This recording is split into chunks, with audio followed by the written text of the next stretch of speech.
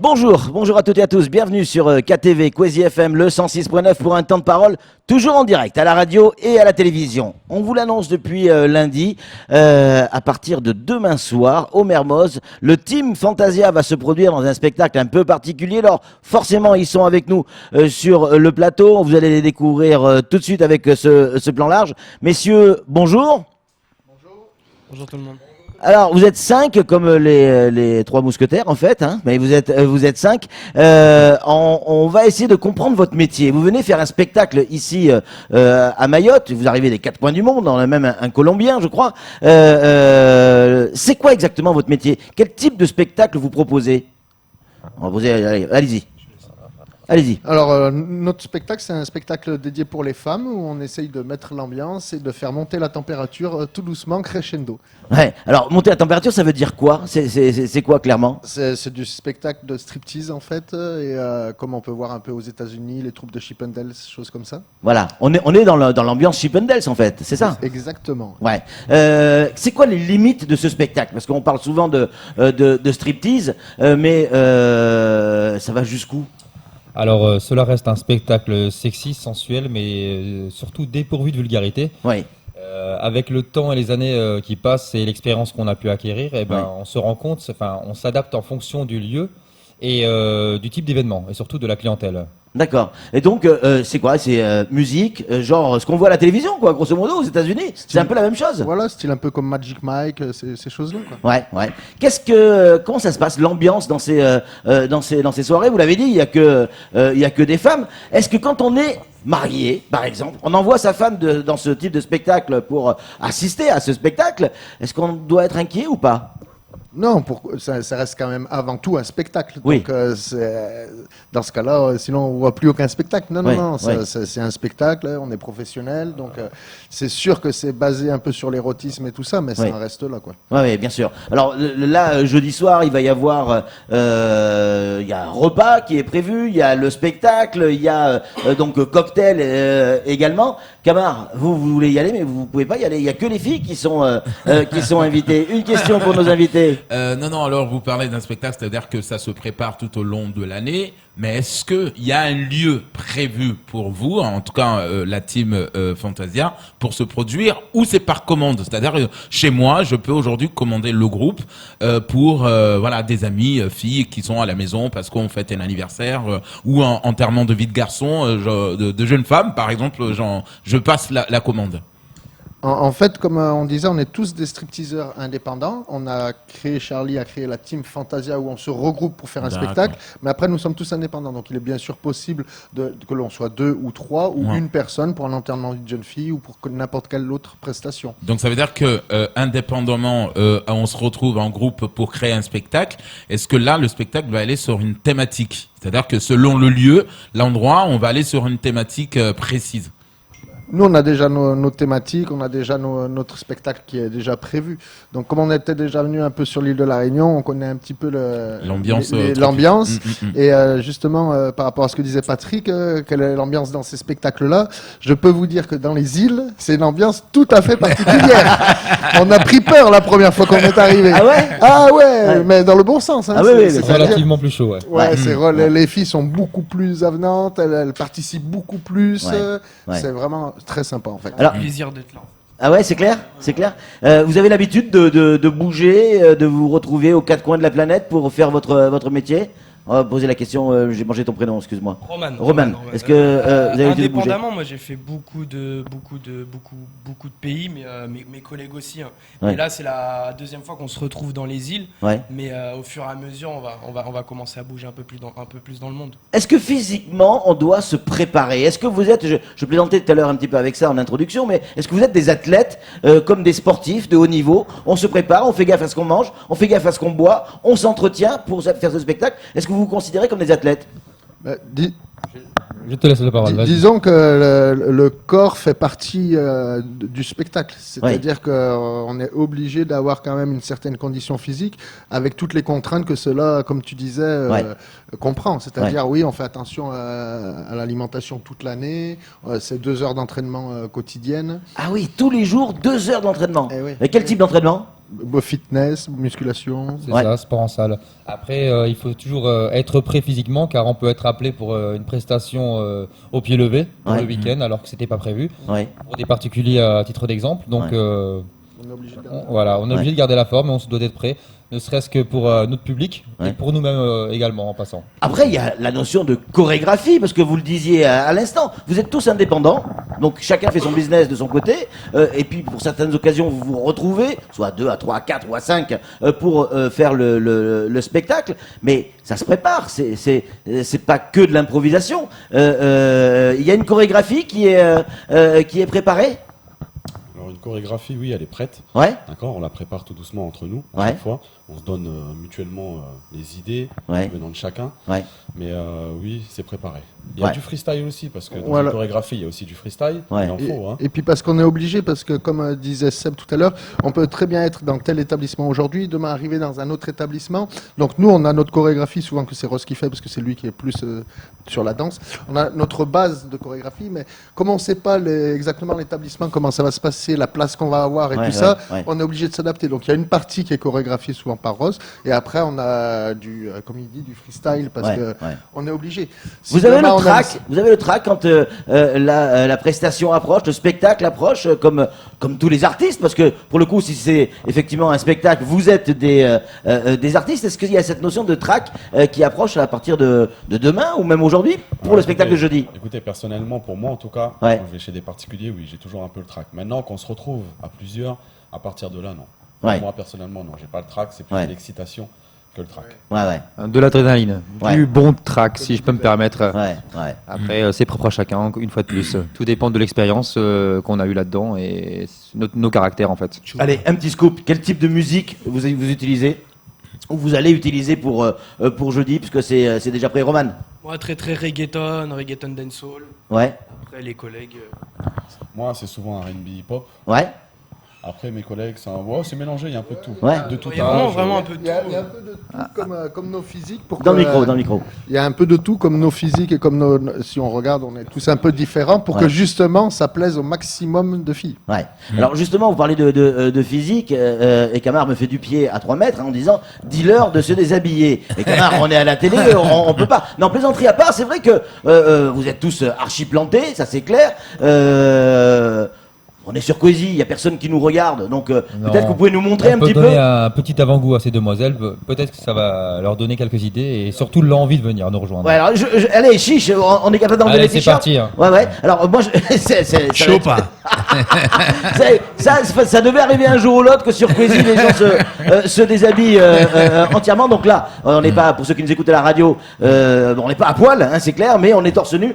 Ah ouais, effectivement, il y a du matos. Il y a mais est-ce que vous êtes conscient quand même que là vous donnez des complexes à tout le monde, y compris nous? On est là pour vendre du rêve, donc. On n'est pas là pour donner des complexes, on est là pour vendre du rêve. Moi, je voulais poser une question parce que un de Ship and Dancer, si on peut l'appeler comme ça, vient de la Colombie. Est-ce que c'est un petit plus? Est-ce qu'on ramène un peu quelque chose de la Colombie également pour apporter au spectacle? C'est-à-dire que voilà, on a l'habitude de voir des gens de chez nous, de l'Europe ou de l'outre-mer. Là, quand on vient de Colombie, est-ce que ça le permet d'apporter un petit plus de là-bas? Alors, je me permets de parler à la place de Mathéo parce qu'il m'a demandé, vu qu'il parle pas très bien français.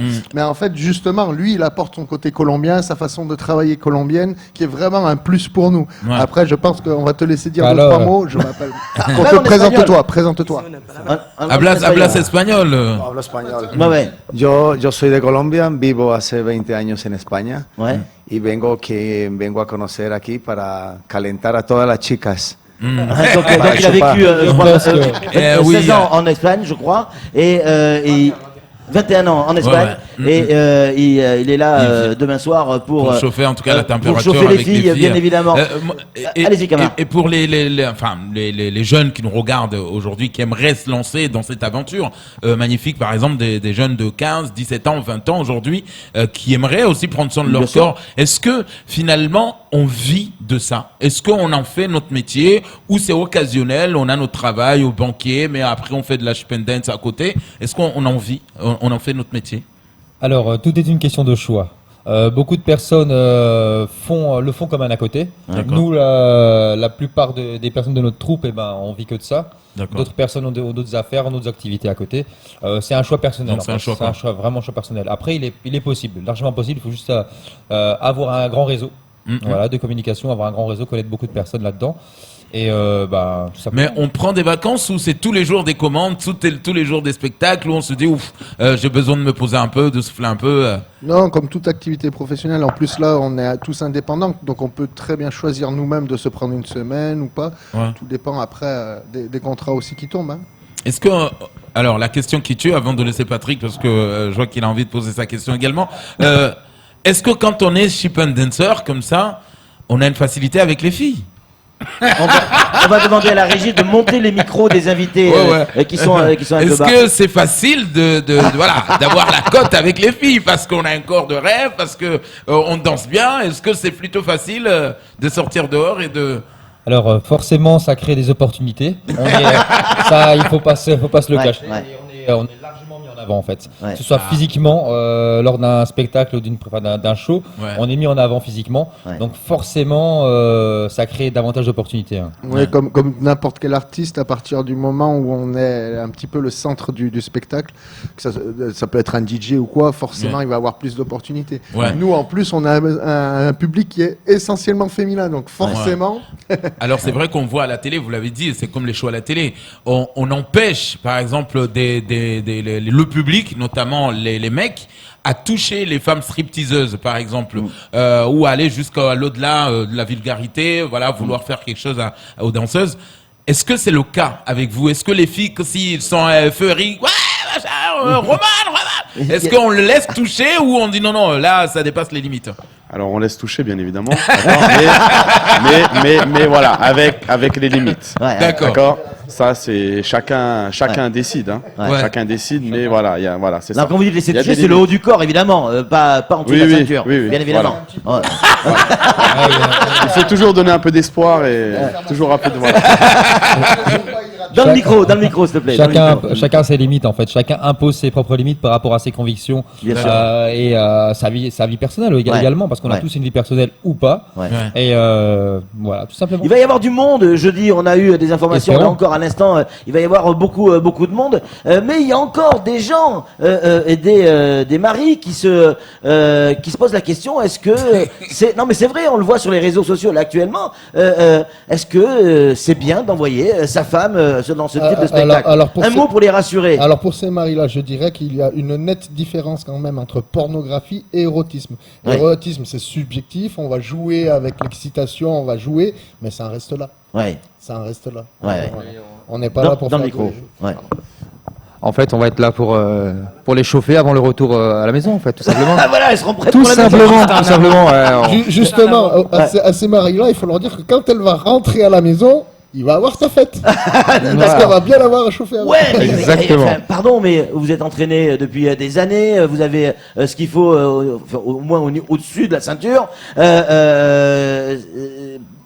Arriver derrière pour un mec lambda comme nous, c'est souvent compliqué, non?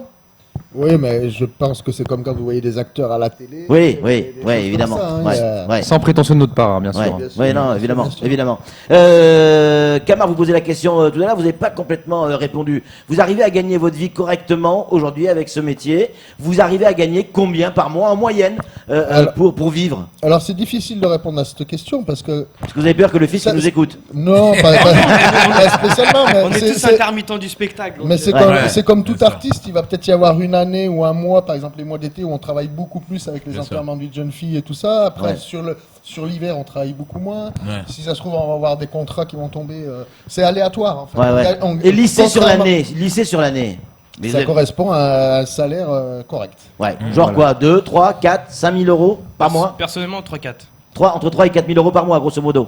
Donc voilà, c'est quelque chose qui peut permettre effectivement de faire vivre une personne et une famille. Après, tout dépend de ce qu'on fait également. Il y a quelques-uns d'entre nous qui sont aussi performeurs, si je peux me permettre.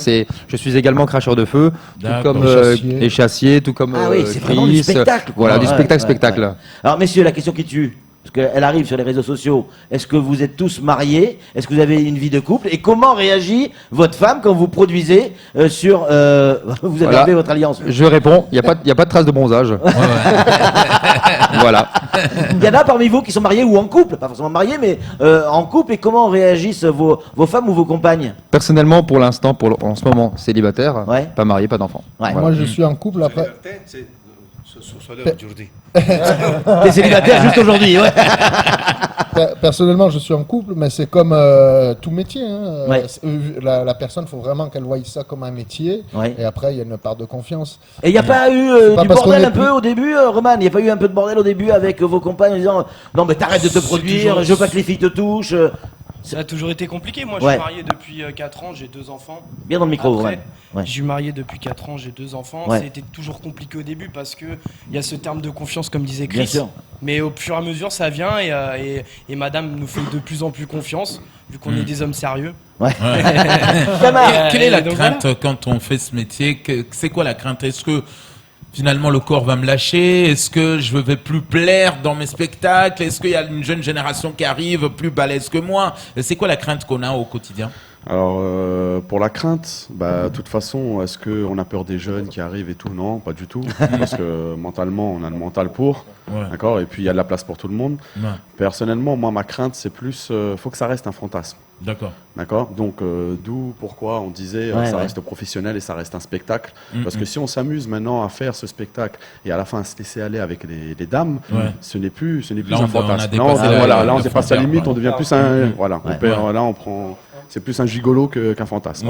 Donc, du coup, voilà. Donc là, on est vraiment dans le spectacle, là, clairement. En plus, souvent, comme je dis, nous, quand je parle avec d'autres personnes, on est un coup de vent. C'est-à-dire qu'on vient, on fait le spectacle, on part. Ou quand on fait l'enterrement d'une jeune fille, on vient chez la personne, on reste une demi-heure, on fait l'enterrement d'une jeune fille et on part. Donc on est vraiment un coup de vent. On fait le service et c'est plus facile pour une nana qui va flasher sur un barman de savoir où elle peut le trouver tous les soirs. Que nous, on est passé, on repart. Quoi.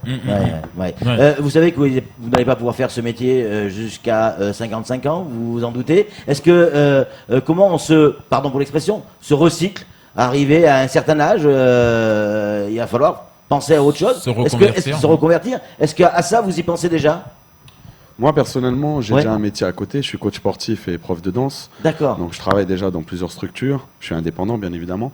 Donc, voilà. Donc, par rapport à votre question, moi, j'aimerais continuer mon métier à côté, même si j'arrête le métier de Chippendale. Là, les gens qui vont venir au Caribou demain, au Mermoz, pardon, demain soir, ils auront droit à combien d'heures de spectacle? Est-ce que le spectacle va durer 1 heure, 2 heures, ou selon le public, on continue à donner du toute spectacle? La nuit, comme Wawa à Madagascar. Disons que le spectacle en lui-même, il va durer à peu près 2 heures, mais après on reste en ambiance, on reste avec les filles, on va s'amuser avec les filles. On est là pour foutre le feu, quoi. Clairement. On va suivre tout ça de près. Il reste encore quelques places. Vous pouvez appeler le Caribou ou le Mermoz. J'ai plus le numéro en tête, mais n'hésitez pas. Vous appelez. Il reste encore quelques places. On l'a compris. Tout le monde a le droit. Apparemment, c'est pas forcément le bon numéro. Mais il y en a un qui est là, mais je sais pas si c'est le bon. En tout cas, bon spectacle, les garçons. Merci d'avoir joué le jeu. C'est nous qui vous remercions. Une femme qui demande à ce que vous enlevez votre chemise et vous mettez à côté pour voir la différence. Qui est moi? Oui. Alors oui, on va le faire. Mais là, j'ai piscine, donc je peux pas. Messieurs, on va vous laisser vous rhabiller. En tout cas, bon courage pour ce beau spectacle de jeudi. À jeudi les filles. Et demain, on va recevoir une autre personne, un peu la même chose, un peu le même métier, mais c'est une femme. Elle s'appelle Charlène. Elle viendra sur ce plateau. On lui demandera pas d'enlever le haut, bien évidemment, mais elle aussi va se produire, je crois, à Mayotte, et elle va nous parler de son métier.